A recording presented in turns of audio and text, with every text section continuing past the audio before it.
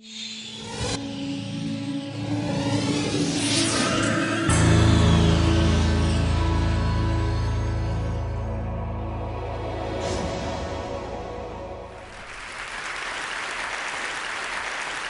you have 21 minutes to speak, 2 million years seems like a really long time. But evolutionarily, 2 million years is nothing. And yet in 2 million years, the human brain has nearly tripled in mass, going from the 1¼ pound brain of our ancestor here, habilis, to the almost 3-pound meatloaf that everybody here has between their ears. What is it about a big brain that nature was so eager for every one of us to have one? Well, it turns out when brains triple in size, they don't just get 3 times bigger, they gain new structures. And one of the main reasons that our brain got so big is because it got a new part called the frontal lobe, and particularly a part called the prefrontal cortex. Now, what does a prefrontal cortex do for you that should justify the entire architectural overhaul of the human skull in the blink of evolutionary time? Well, turns out the prefrontal cortex does lots of things, but one of the most important things it does is it is an experience simulator. You know, pilots practice in flight simulators so that they don't make real mistakes in planes. Human beings have this marvelous adaptation that they can actually have experiences in their heads before they try them out in real life. This is a trick that none of our ancestors could do, that no other animal can do quite like we can. It's a marvelous adaptation. It's up there with opposable thumbs and standing upright in language as one of the things that got our species out of the trees and into the shopping mall. Now, all of you have done this. I mean, you know, Ben & Jerry's doesn't have liver and onion ice cream, and it's not because they whipped some up, tried it, and went yuck. It's because without leaving your armchair, you can simulate that flavor and say yuck before you make it. Let's see how your experience simulators are working. Let's just run a quick diagnostic before I proceed with the rest of the talk. Here's 2 different futures that I invite you to contemplate, and you can try to simulate them and tell me which one you think you might prefer. One of them is winning the lottery. This is about $314 million, and the other is becoming paraplegic. So just give it a moment of thought. You probably don't feel like you need a moment of thought. And interestingly, there are data on these 2 groups of people, data on how happy they are. And this is exactly what you expected, isn't it? But these aren't the data. I made these up. These are the data. You failed the pop quiz and you're hardly 5 minutes into the lecture. Because the fact is that a year after losing the use of their legs and a year after winning the lotto, lottery winners and paraplegics are equally happy with their lives. Now, don't feel too bad about failing the first pop quiz because everybody fails all of the pop quizzes all of the time. The research that my laboratory has been doing, that economists and psychologists around the country have been doing, have revealed something really quite startling to us. Something we call the impact bias, which is the tendency for the simulator to work badly. For the simulator to make you believe that different outcomes are more different than in fact they really are. From field studies to laboratory studies, we see that winning or losing an election, gaining or losing a romantic partner, getting or not getting a promotion, passing or not passing a college test, on, have far less impact, less intensity, and much less duration than people expect them to have. In fact, a recent study, this almost floors me, a recent study showing how major life traumas affect people suggests that if it happened over 3 months ago with only a few exceptions, it has no impact whatsoever on your happiness. Why? Because happiness can be synthesized. Sir Thomas Browne wrote in 1642, "I am the happiest man alive. I have that in me that can convert poverty to riches, adversity to prosperity. I am more invulnerable than Achilles. Fortune hath not one place to hit me." What kind of remarkable machinery does this guy have in his head? Well, it turns out it's precisely the same remarkable machinery that all of us have. Human beings have something that we might think of as a psychological immune system, a system of cognitive processes, largely non-conscious cognitive processes, that help them change their views of the world so that they can feel better about the worlds in which they find themselves. Like Sir Thomas, you have this machine. Unlike Sir Thomas, you seem not to know it. We synthesize happiness, but we think happiness is a thing to be found. Now, you don't need me to give you too many examples of people synthesizing happiness, I suspect, though I'm going to show you some experimental evidence. You don't have to look very far for evidence.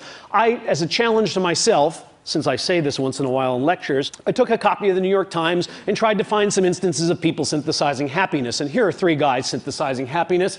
I'm so much better off physically, financially, emotionally, and almost every other way, mentally, almost every other way. I don't have 1 minute's regret. It was a glorious experience. I believe it turned out for the best. Who are these characters who are so damn happy? Well, the first one is Jim Wright. Some of you are old enough to remember. He was the chairman of the House of Representatives. And he resigned in disgrace when this young Republican named Newt Gingrich found out about a shady book deal he had done. He lost everything. Most powerful Democrat in the country, he lost everything. He lost his money, he lost his power. What does he have to say all these years later about it? I am so much better off physically, financially, mentally, and in almost every other way. What other way would there be to be better off? Vegetably, minerally, animally? He's pretty much covered in there. Maurice Bickham is somebody you've never heard of. Maurice Bickham uttered these words. Upon being released, he was 78 years old. He'd spent 37 years in Louisiana State Penitentiary for a crime he didn't commit. He was ultimately exonerated at the age of 78 through DNA evidence. And what did he have to say about his experience? I don't have 1 minute's regret. It was a glorious experience. Glorious! This guy is not saying, well, yeah, there's some nice guys. They had a gym. It's glorious, a word we usually reserve for something like a religious experience. Harrius Langerman uttered these words, and he's somebody you might have known but didn't, because in 1949 he read a little article in the paper about a hamburger stand owned by these 2 brothers named McDonald's, and he thought, that's a really neat idea. So he went to find them. They said, we'd give you a franchise on this for $3,000. Harry went back to New York, asked his brother, who was an investment banker, to loan him the $3,000, and his brother's immortal words were, you idiot, nobody eats hamburgers. He wouldn't lend him the money, and of course, 6 months later, Ray Kroc had exactly the same idea. It turns out people do eat hamburgers, and Ray Kroc, for a while, became the richest man in America. Oh, and then finally, you know, the best of all possible worlds. Some of you recognize this young photo of Pete Best, who was the original drummer for the Beatles, until they, you know, kind of like sent him out on an errand and snuck away and picked up Ringo on a tour. Well, in 1994, when Pete Best was interviewed, yes, he's still a drummer. Yes, he's a studio musician. He had this to say, I'm happier than I would have been with the Beatles. Okay, there's something important to be learned from these people, and it is the secret of happiness. Here it is, finally, to be revealed. First, accrue wealth, power, and prestige, then lose it. Second, spend as much of your life in prison as you possibly can. Third, make somebody else really, really rich. And finally, never, ever join the Beatles. Okay, now, I, like Z. Frank, can predict your next thought, which is, yeah, right. Because when people synthesize happiness, as these gentlemen seem to have done, we all smile at them, but we kind of roll our eyes and say, yeah, right, you never really wanted the job. Oh, yeah, right. You really didn't have that much in common with her, and you figured that out just about the time she threw the engagement ring in your face. We smirk because we believe that synthetic happiness is not of the same quality as what we might call natural happiness. What are these terms? Natural happiness is what we get when we get what we wanted, and synthetic happiness is what we make when we don't get what we wanted. And in our society, we have a strong belief that synthetic happiness is of an inferior kind. Why do we have that belief? Well, it's very simple. What kind of economic engine would keep churning if we believed that not getting what we want could make us just as happy as getting it? With all apologies to my friend Mathieu Ricard, a shopping mall full of Zen monks is not going to be particularly profitable because they don't want stuff enough. I want to suggest to you that synthetic happiness is every bit as real and enduring as the kind of happiness you stumble upon when you get exactly what you were aiming for. Now, I'm a scientist, so I'm going to do this not with rhetoric, but by marinating you in a little bit of data. Let me first show you an experimental paradigm that is used to demonstrate the synthesis of happiness among regular old folks. And this isn't mine. There's a 50-year-old paradigm called the free choice paradigm. It's very simple. You bring in, say, 6 objects. and you ask a subject to rank them from the most to the least liked. In this case, because the experiment I'm going to tell you about uses them, these are Monet prints. So everybody can rank these Monet prints from the one they like the most to the one they like the least. Now we give you a choice. We happen to have some extra prints in the closet, and we're going to give you one as your prize to take home. We happen to have number 3 and number 4, we tell the subject. There's a bit of a difficult choice because neither one is preferred strongly to the other, but naturally people tend to pick number 3 because they liked it a little better than number 4. Sometime later, it could be 15 minutes, it could be 15 days, the same stimuli are put before the subject and the subject is asked to re-rank the stimuli. Tell us how much you like them now. What happens? Watch as happiness is synthesized. This is the result that has been replicated over and over again. You're watching happiness be synthesized. Would you like to see it again? Happiness. The one I got is really better than I thought. That other one I didn't get sucks. That's the synthesis of happiness. Now, what's the right response to that? Yeah, right. Now, here's the experiment we did, and I hope this is going to convince you that yeah, right was not the right response. We did this experiment with a group of patients who had anterograde amnesia. These are hospitalized patients. Most of them have Korsakoff syndrome, polyneurotic psychosis, that they drank way too much and they can't make new memories. Okay, they remember their childhood, but if you walk in and introduce yourself and then leave the room, when you come back, they don't know who you are. We took our Monet prints to the hospital, and we asked these patients to rank them from the one they liked the most to the one they liked the least. We then gave them the choice between number 3 and number 4. Like everybody else, they said, gee, thanks, doc, that's great. I could use a new print. I'll take number 3. We explained we would have number 3 mailed to them. We gathered up our materials, and we went out of the room and counted to a half hour. Back into the room, we say, hi, we're back. The patients, bless them, say, oh, doc, I'm sorry, I got a memory problem, that's why I'm here. If I've met you before, I don't remember. Really, Jim, you don't remember? I was just here with the Monet prints. Sorry, doc, I just don't have a clue. No problem, Jim.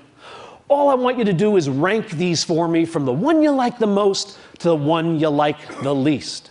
What do? Well, let's first check and make sure they're really amnesic.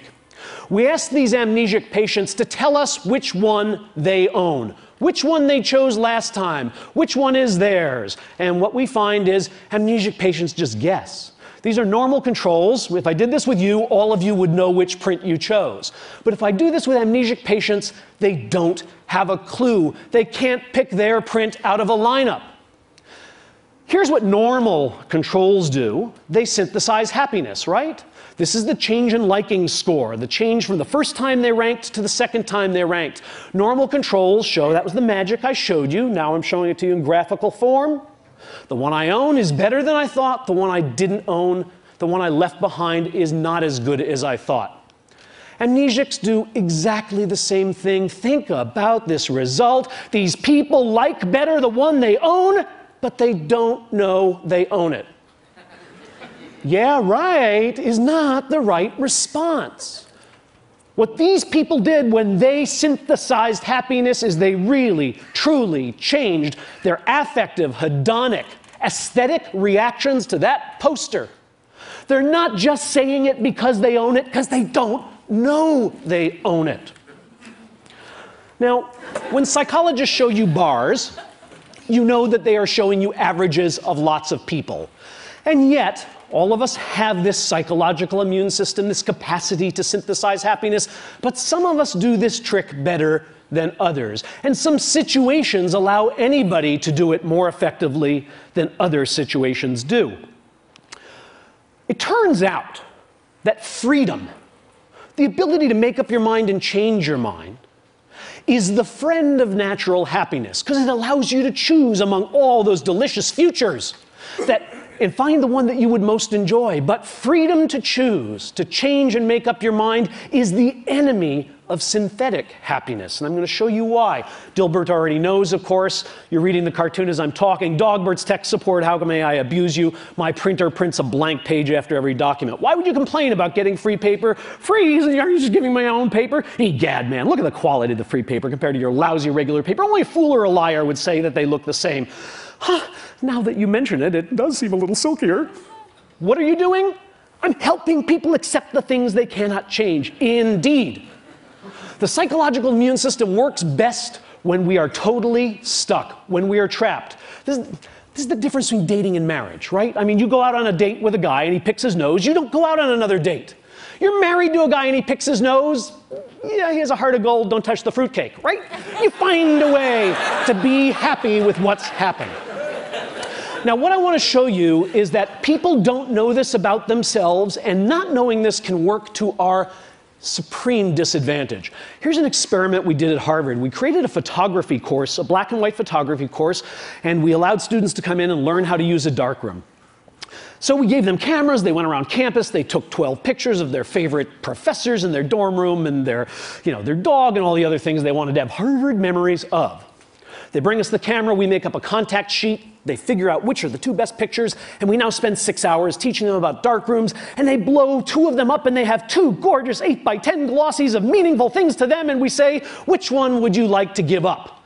They say, I have to give one up? Oh yes, we need one as evidence of the class project. So you have to give me one, you have to make a choice, you get to keep one, and I get to keep one. Now, there are 2 conditions in this experiment. In one case, the students are told, but you know, if you want to change your mind, I'll always have the other one here, and in the next 4 days before I actually mail it to headquarters, I'll be glad to, headquarters.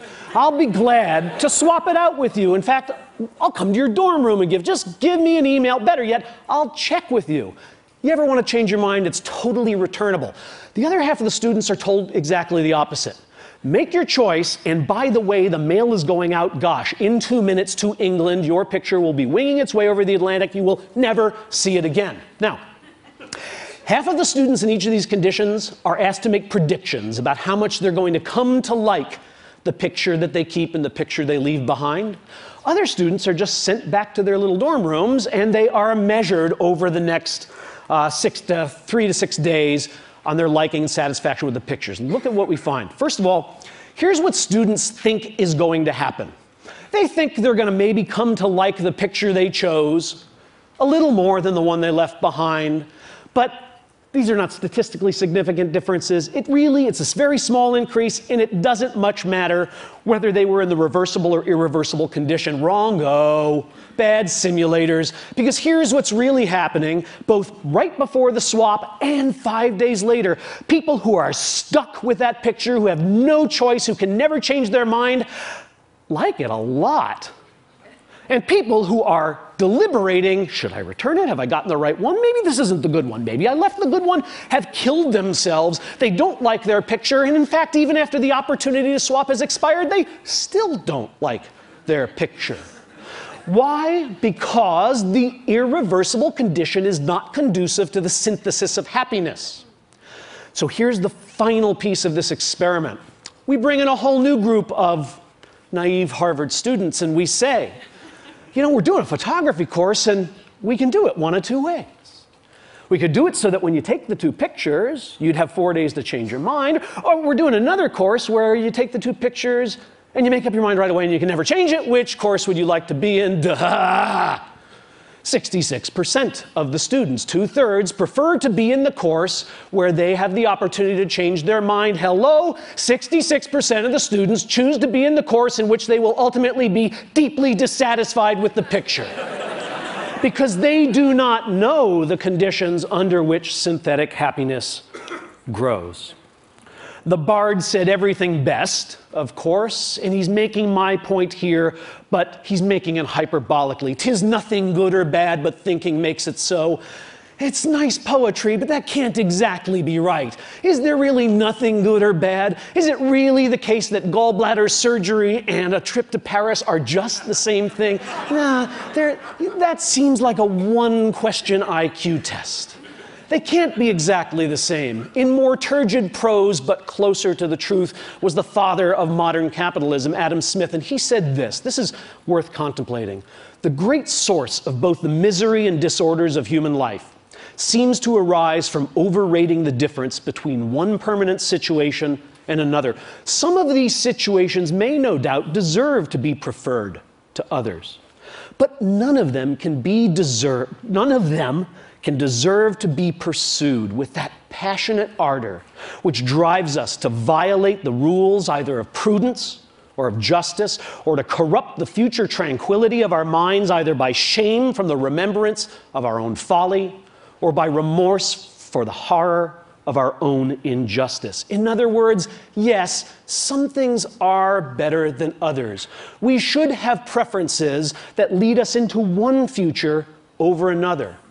But when those preferences drive us too hard and too fast because we have overrated the difference between these futures, we are at risk. When our ambition is bounded, it leads us to work joyfully. When our ambition is unbounded, it leads us to lie, to cheat, to steal, to hurt others, to sacrifice things of real value. When our fears are bounded, we're prudent, we're cautious, we're thoughtful. When our fears are unbounded and overblown, we're reckless and we're cowardly. The lesson I want to leave you with from these data is that our longings and our worries are both to some degree overblown because we have within us the capacity to manufacture the very commodity we are constantly chasing when we choose experience. Thank you.